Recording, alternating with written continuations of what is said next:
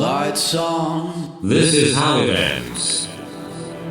In a fluorescent sucker punch, a crass museum of basics no longer affordable, with fights breaking out among the yellow stickers, Trojan poverty rebranded as frugal, frugal rebranded as lazy, where the threat of the 2-meal riot becomes a reality for the first time in 100 years, where diseases once consigned to the where are they now file rear their heads and give children lifelong pain as a sacrifice to the gods of private health care, where the pace of living outstrips the ability to adjust, and the clamouring for more and more and more consumes the fabric of what it is to be human.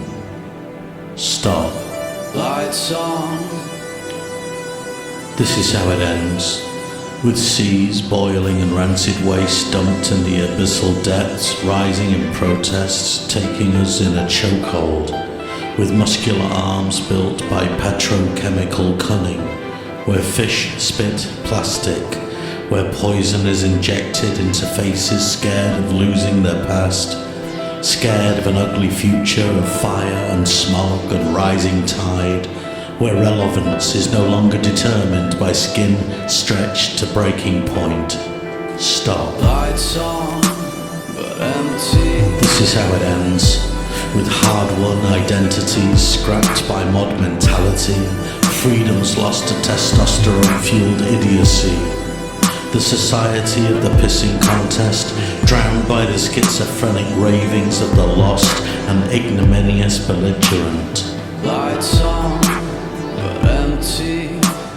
This is how it ends, in polar division where glorious grey tones are ousted, replaced by binary logic and fake tribalism, where the if you're not with us crew demands more and more for no compromise, where generosity is a suspicious weakness and theft a divine strength, where basic decency is lost to crass cubicle thinking, where the feigned Dunkirk spirit is contorted and used to justify self-righteous masochism, where the spiritual good is shredded to justify atrocity, where sweet self becomes corporate sour and living is nothing without logos, where disciples of Hippocrates crawl through pools of shit, waiting for the deluge to ease long enough to walk to food banks.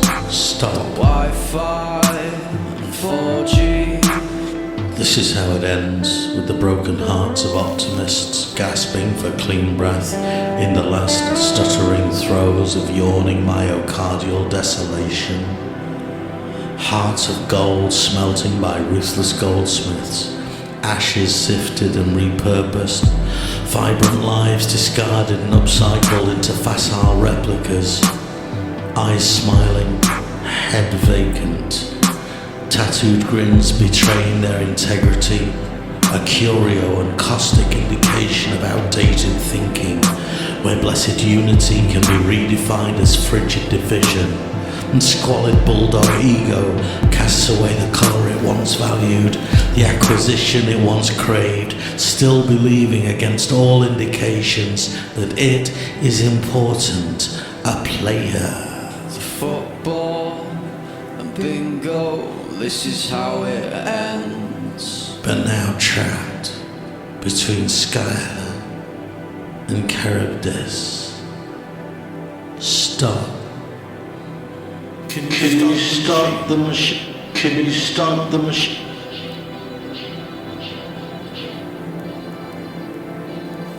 Could you? Lights on. I want you to stop the machine. Stop the machine. Can you stop the machine? Can you stop the...